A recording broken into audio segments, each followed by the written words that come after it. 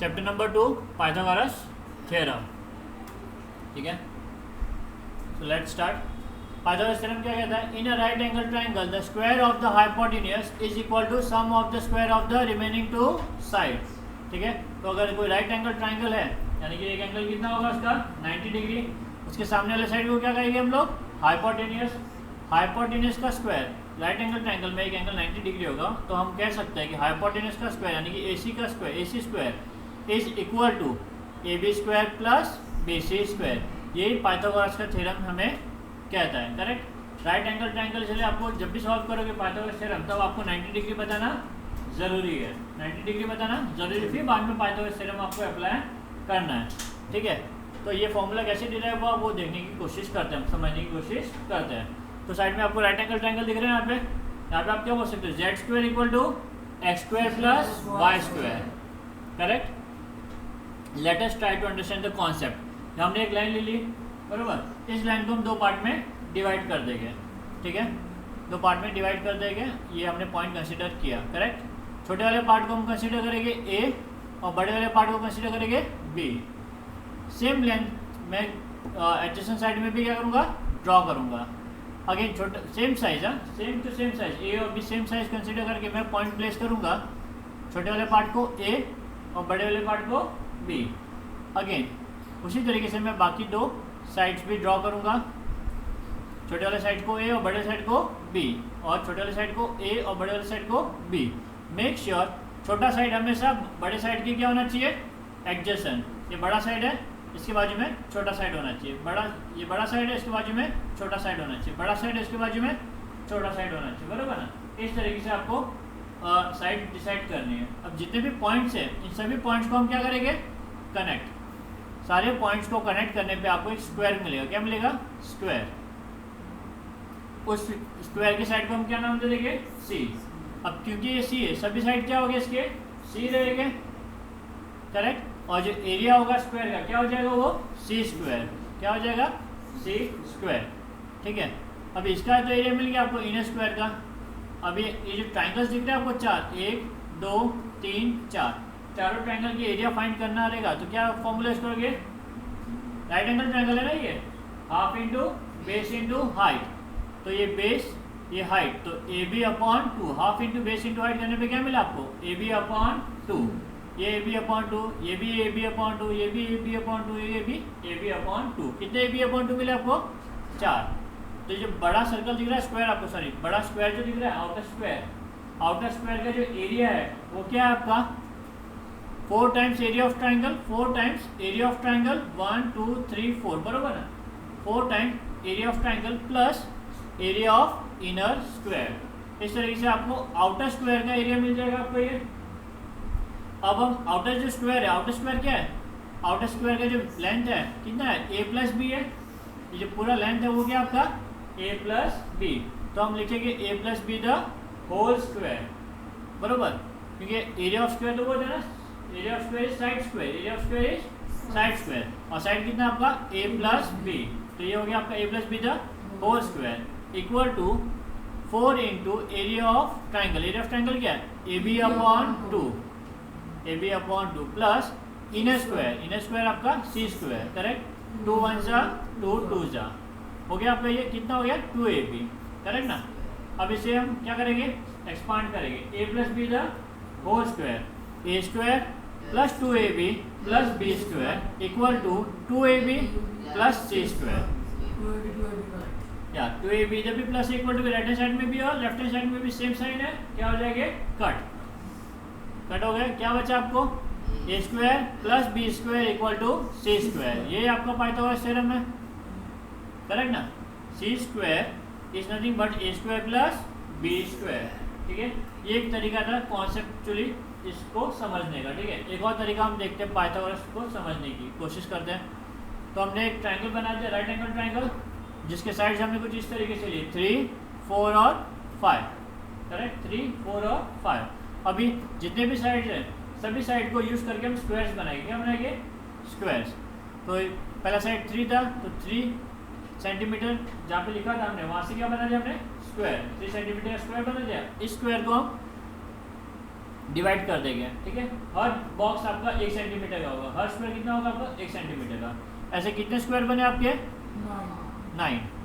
4 centimetre था तो 4 centimetre का स्क्वायर बना दिया, और कितने स्क्वायर बना हमने 1-1 सेंटीमीटर का स्क्वायर बनाया, ऐसे टोटल आपके 16 स्क्वायर बने। कितने बने 16। तो हमने दोनों साइड के स्क्वायर्स निकाल दिए, ठीक है। 3 सेंटीमीटर का स्क्वायर बना दिया, 4 सेंटीमीटर का स्क्वायर बना दिया, और उसके अंदर नंबर ऑफ बॉक्सेस बना दिए 1-1 सेंटीमीटर के, बराबर। अभी दोनों को मैं क्या करूँगा, एड ऑन करूँगा। पहला मैं 9 वाला यूज़ करता हूँ 5 सेंटीमीटर को फिल करने के लिए, बराबर ना। 1 2 3 4 5 बॉक्सेस यूज हो गए 5 सेंटीमीटर को पूरा कवर करने के लिए। रिमेनिंग बॉक्सेस फिल करता हूँ मैं, खत्म हो गया 9। अब 16 वाले को यूज़ करता हूँ, करेक्ट। तो जब मैं 16 वाले को यूज़ करूँगा तो आप देख पाओगे कि जो स्क्वायर है, बराबर 5x5 का स्क्वायर बन गया। ये भी क्या हो गया, स्क्वायर बन गया। 1 2 3 4 5 सेंटीमीटर ही हो गया। 1 2 3 4 5 सेंटीमीटर ही हो गया, बराबर ना। तो इसके स्क्वायर को और इसके स्क्वायर को ऐड करने पे हाइपोटेन्यूज का स्क्वायर बन गया आपका, बराबर। इसलिए आप बोल सकते हो कि 9 + 16 = 25 स्क्वायर। 9 और 16 क्या है, स्क्वायर है ना। 9 square + 16 square = 25 square. Therefore 3 square + 4 square = 5 square, बराबर। 3 स्क्वायर क्या है, एक साइड है। 4 स्क्वायर क्या है, अदर साइड है। 5 क्या आपका हाइपोटेन्यूज है, ठीक है। तो 1 side square + other side square = hypotenuse square. Okay, ये सेकंड तरीके से हमने पाइथागोरस को समझने की कोशिश की। ओके, अब हम नया कॉन्सेप्ट स्टार्ट करते हैं, पाइथागोरस ट्रिपलेट। क्या होता है पाइथागोरस ट्रिपलेट, ठीक है। In a triplet a natural number, in a triplet of natural number, if the square of the largest number, सबसे बड़ा नंबर, 3 नंबर आपको दिए रहेंगे, 3 नंबर में से सबसे बड़े नंबर का स्क्वायर निकालोगे, is equal to sum of the square of remaining 2 number. Largest number का जो स्क्वायर होगा वो बराबर होगा किसके, रिमेनिंग 2 नंबर के स्क्वायर से, बराबर ना। जैसे हमने जस्ट अभी देखा, जो बड़ा साइड था 5 का जो स्क्वायर था वो क्या था, 3 का स्क्वायर + 4 का स्क्वायर। तो वैसे यहाँ पे 3 नंबर है आपके, वो तीनों नंबर अगर ये कंडीशन सेटिस्फाई करते हैं, जैसे हमने पिछले स्लाइड में देखा, वैसे कंडीशन सेटिस्फाई करते हैं तो वो पाइथागोरस ट्रिपलेट कहलाएंगे। वो नंबर क्या कहलाएंगे, पाइथागोरस ट्रिपलेट। ओके, जैसे हम देखते 3 नंबर यहाँ पे 11, 60 और 61। क्या ये पाइथागोरस ट्रिपलेट है, चेक करने के लिए हम क्या करेंगे, सबसे लार्जेस्ट नंबर, क्या बोला हुआ है, लार्जेस्ट नंबर। लार्जेस्ट नंबर का क्या निकालेंगे, स्क्वायर। तो लार्जेस्ट नंबर कौन सा आपका 61। 61 का स्क्वायर 3721, ठीक है। उसके बाद में is equal to sum of the, sum मतलब प्लस ना, sum of the square of remaining 2 number. Remaining 2 number कौन सा, 11 और 60। 11 का स्क्वायर प्लस, सम लिखा था इसलिए प्लस करें, प्लस 60 का स्क्वायर। 11 का स्क्वायर 121, 60 का स्क्वायर 3600, प्लस करने पे कितना मिला 3721। 1 और 2 में लिखो, राइट हैंड साइड इक्वल है, तो लेफ्ट हैंड साइड भी क्या हो गया, इक्वल। क्योंकि राइट हैंड साइड इक्वल है, आपके लेफ्ट हैंड साइड भी क्या हो गया, इक्वल। तो आप बोल सकते हो ये नंबर है 11, 60 और 61 क्या है आपके पाइथागोरस ट्रिपलेट, ठीक है। From 1 and 2, 11, 60 and 61 is the Pythagoras triplet. Next sum, practice set 2.1 का पहला सम क्या करना है यहाँ पे, identify with reason which of the following are Pythagoras triplet. Pythagoras triplet है कि नहीं, ये तो सम हमने पहले देखा था, करेक्ट। ये सम हमने एग्जांपल में देखा था। 5 सबसे बड़ा नंबर कौन सा है, लार्जेस्ट नंबर 5 का स्क्वायर 25। बाद में रिमेनिंग नंबर का सम का स्क्वायर, बरोबर ना, स्क्वायर करके सम करेंगे। 3 square + 4 square = 9 + 16 which is equal to 25। या एक मार्क्स का सम है। अभी 25 सेम है आपका राइट हैंड साइड 1 और 2 में, तो लेफ्ट हैंड साइड भी क्या हुआ आपका इक्वल। अब क्योंकि ये कंडीशन सेटिस्फाई कर रहा है, हम इसको क्या बोल सकते हैं, ये नंबर जो है 3, 5, 4 क्या आपके पाइथागोरस ट्रिपलेट। कौन सा ये वाला नंबर, अभी ये क्या 25 था, 1 में 25 है, 2 में भी 25 है, राइट हैंड साइड इक्वल है, इक्वल टू के राइट हैंड साइड वाला सेम है, तो इक्वल टू के लेफ्ट हैंड साइड वाला भी सेम ही होगा, समझा। तो 5 square = 3 square + 4 square. Okay, next sum, अब ये 5, 12 और 13, लार्जेस्ट नंबर कौन सा आपका 13, 13 का स्क्वायर 169, बाद में रिमेनिंग नंबर के स्क्वायर का सम, रिमेनिंग नंबर के स्क्वायर का सम 5 स्क्वायर प्लस 12 स्क्वायर 25 प्लस 144 169, 1 और 2 में 169 इक्वल है, राइट हैंड साइड इक्वल है तो लेफ्ट हैंड साइड भी क्या होगा आपका equal, 13 square equal to 5 square plus 12 square from 1 and 2, therefore 5, 12 and 13 are Pythagoras triplet. ठीक है, हाँ ये था आपको नहीं भी था। नेक्स्ट 24, 70 और 74, ठीक है, लार्जेस्ट नंबर कौन सा आपका 74, 74 का स्क्वायर 5476, ठीक है। अभी रिमेनिंग नंबर के स्क्वायर का सम, रिमेनिंग नंबर के स्क्वायर का सम देखते एक बार, 24 का स्क्वायर प्लस 70 का स्क्वायर 576 प्लस 4900, करेक्ट। तो प्लस करने पे आपको आएगा ये 5476, 1 और 2 में राइट हैंड साइड इक्वल है तो लेफ्ट हैंड साइड भी क्या हो गया इक्वल, और ये पाइथागोरस की कंडीशन को सेटिस्फाई कर रहा है। तो ये नंबर जो है 24, 70 और 74 क्या है ये पाइथागोरस ट्रिपलेट, समझा आपको ये। नेक्स्ट 11, 60 और 61, लार्जेस्ट नंबर 61, 61 का स्क्वायर 3721, रिमेनिंग नंबर के स्क्वायर का सम, तो 60 का स्क्वायर प्लस 11 का स्क्वायर 3600 प्लस 121, हाँ किया था 3721, correct. Right hand side same है तो लेफ्ट हैंड साइड भी इक्वल हो गए, पाइथागोरस की कंडीशन को सेटिस्फाई किया, ये नंबर पाइथागोरस ट्रिपलेट है, ठीक है। नेक्स्ट सम,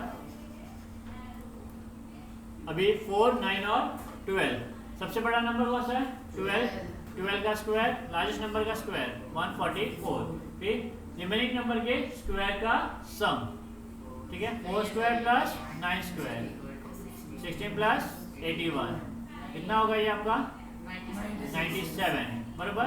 1 और 2 में देखो इक्वल है क्या राइट हैंड साइड, नहीं इक्वल नहीं है, तो 12 square is not equal to 4 square plus 9 square, ये आपका रीजन हो गया, therefore 4, 9, 12 is not a Pythagoras triplet, हाँ राइट आंसर है ना इसीलिए, ठीक है। नेक्स्ट 10, 24 और 27, लार्जेस्ट नंबर क्या आपका 27, 27 का स्क्वायर 729, वी रिमेनिंग नंबर के स्क्वायर का sum 10 square plus 24 square equal to 100 plus 576 which is equal to 676।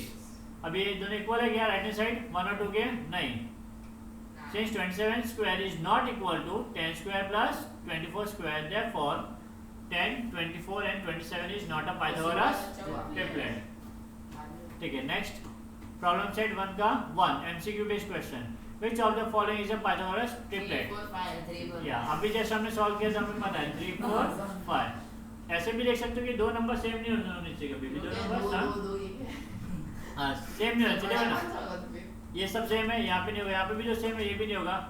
1, 5, 10 में आप एक बार सोच सकते हो, ठीक है, 1, 5, 10 और 3, 4, 5 को लेके आप एक बार सोच सकते हो, ओके। तो चेक कर सकते हो आप सॉल्व करके भी 1, 5, 10 एक बार ये चेक करके 10 का स्क्वायर प्लस 1 का स्क्वायर और 5 का स्क्वायर इक्वल आएगा क्या, नहीं 26 ये आ जाएगा, बरोबर है। तो हमने सम सॉल्व किया था अभी जस्ट, ये दो या पॉसिबल नहीं है और ये भी पॉसिबल नहीं है, ठीक है। तो आपका आंसर क्या हुआ यहाँ पे बी, क्या आंसर है बी। नेक्स्ट हाँ नहीं एक ही होगा ना, ये भी डेट है आपका, यहाँ पे डेट दिया हुआ है, पैटर्न अलग तरीके से कर दिया, बरोबर ना, डेट्स दिए हुए यहाँ पे आपको, और अलग कौन सा पाइथागोरस ट्रिपलेट है, चेक कर लेते एक बार। 17 square equal to 15 square plus 8 square equal है, तो ये पहला वाला आपका करेक्ट है। स्क्वायर निकाल के चेक करना पड़ेगा आपको, ठीक है। Next 16 square equal to 8 square plus 16 square, ऐसे आपको चेक करना है, क्या करना है चेक, ओके। तो 17 square is not equal to 3 square plus 5 square and 15 square is also not equal to 4 square plus 9 square. तो आपका आंसर क्या है? आपका A. ठीक है, okay. Next, in a right angle triangle, if sum of the square of the sides making right angle is 169, then what is the length of the hypotenuse? ठीक है, sum of the 30 square root निकालना, बरोबर ना, Pythagoras theorem. अभी क्या दिया है यहाँ पे? Sum of the square of side making right angle. Right angle में बनाने वाला साइड कौन सा है? PQ और QR. इन दोनों के स्क्वायर का सम, इन दोनों के स्क्वायर का सम 169 है, बरोबर.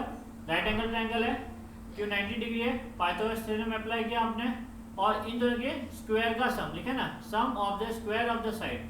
तो इन दोनों के स्क्वायर का सम कितना दिया हुआ? 169.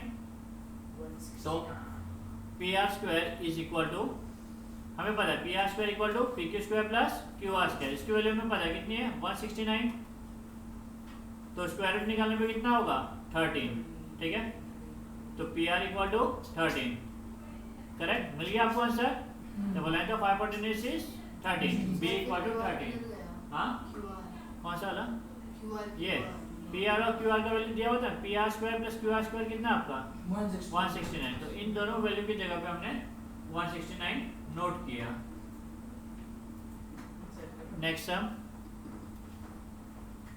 प्रॉब्लम सेट 1 का 7. Height and base of a right angle triangles are 24 and 18. Find the length of the hypotenuse. Centimetre देखते हैं. PR square equal to, Pythagoras theorem में अप्लाई करेंगे, PR square equal to PQ square plus QR square. ठीक है, Pythagoras theorem. MCQ based है तो presentation matter नहीं करता, आप डायरेक्टली भी लिख सकते हो. अगर MCQ नहीं होता तो आपको ट्रायंगल का नाम लिखना पड़ता, एंगल Q को 90 डिग्री बताना पड़ता, बरोबर. PQ कितना आपका? 24 स्क्वायर प्लस 18 स्क्वायर. तो कितना हुआ? 576 प्लस 324 विच कम्स टू 900. ठीक है, तो स्क्वायर रूट निकालना भी कितना है आपका? 30. बड़ा नंबर ही होगा ना, छोटा तो होंगे नहीं.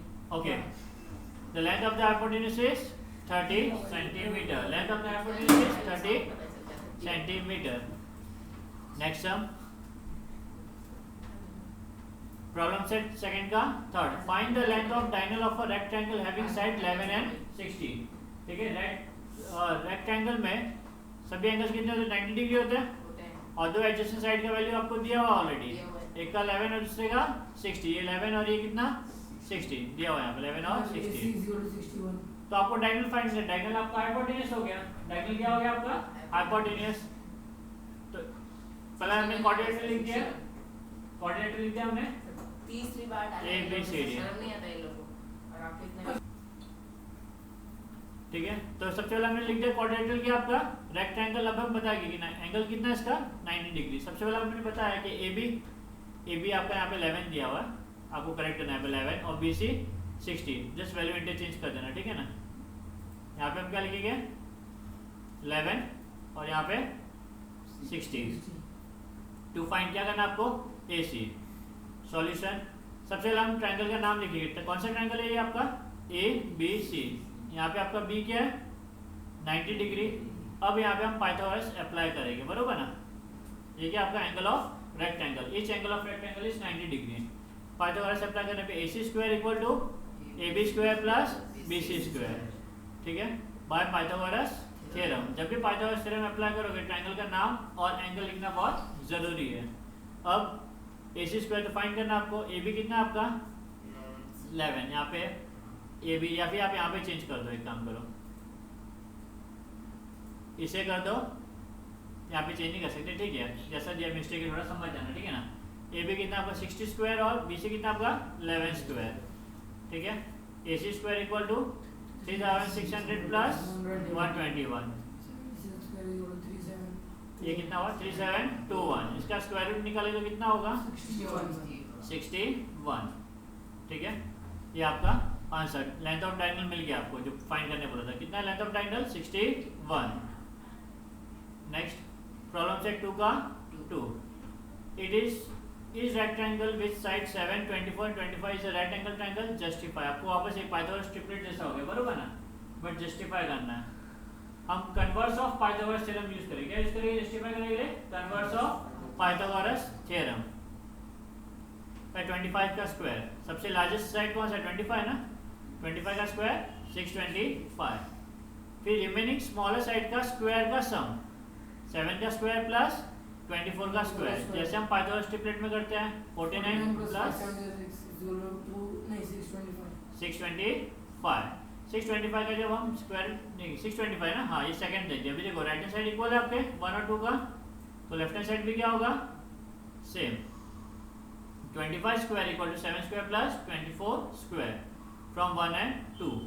Therefore given triangle is right angle triangle। आप रीजन लिखोगे converse of Pythagoras theorem. Pythagoras triplet नहीं लिखोगे, क्यों? क्योंकि आप ट्रिपलेट पूछा है तब आप पाइथागोरस ट्रिपलेट करके बताओगे, बट यहाँ पे क्या पूछा हुआ है? Right angle triangle. जब भी आपको क्वेश्चन ऐसा पूछा रहेगा तो रीजन लिखोगे आप कन्वर्स ऑफ पाइथागोरस थ्योरम, ठीक है? देखो आ गया reason, converse of Pythagoras theorem. Next problem set 2 का fourth sum. Find the length of hypotenuse of a right angle triangle if the remaining sides are 13, 9 and 12। Hypotenuse side नहीं दिया हुआ, बाकी दो साइड आपको दिया हुआ है, हाइपोटेन्यूज साइड फाइंड करना है। अगेन इजी, ट्रायंगल ले लिया हमने, ट्रायंगल नहीं दिया है तो आप ट्रायंगल ड्रॉ कर दो, नंबरिंग कर दो इसको, ठीक है? और फिर प्रेजेंट करो। In triangle A B C measure angle A equal to 90 degree. अभी पाइथागोरस अप्लाई करेंगे, बरोबर? ए सी स्क्वायर, हाँ B C square equal to A C square plus A B square, ठीक है? पाइथागोरस थ्योरम कैसे भी लिखो, आगे पीछे कोई फर्क नहीं पड़ता, ठीक है? इक्वल टू ए बी ना 9 square plus 12 square 81 plus 144 225। Square root निकालने पे आपको मिलेगा 15, ठीक है? टेकिंग स्क्वायर रूट, बरोबर मिल गया आपको ये। Therefore length of hypotenuse is 15 centimeter। Okay next 2.1 का 8। Find the length of diagonal. Diagonal यानी कि हाइपोटेन्यूज साइड हो गया, बरोबर ना? Of a rectangle which length is 35 and breadth is 12 centimetre. Diagram draw कर दिया। गिवन क्वाड्रेंटल क्या आपका? रेक्टेंगल ए बी 12 और बी सी 35। क्या फाइंड करना है आपको? डायगोनल। डायगोनल यहाँ पे हाइपोटेन्यूज है, बरोबर ना? ए सी।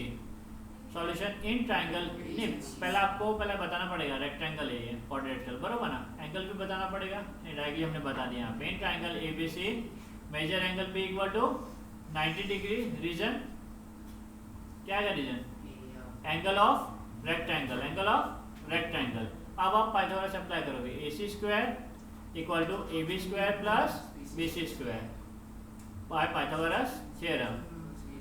ए सी स्क्वायर इक्वल टू 12, यहाँ पे अगेन वैल्यू थोड़ा गलत लिख दिया, 35 स्क्वायर प्लस 12 स्क्वायर